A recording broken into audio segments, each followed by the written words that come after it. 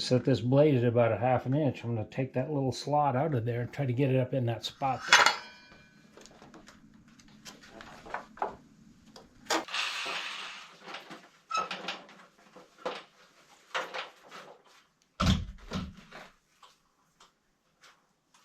That always happens.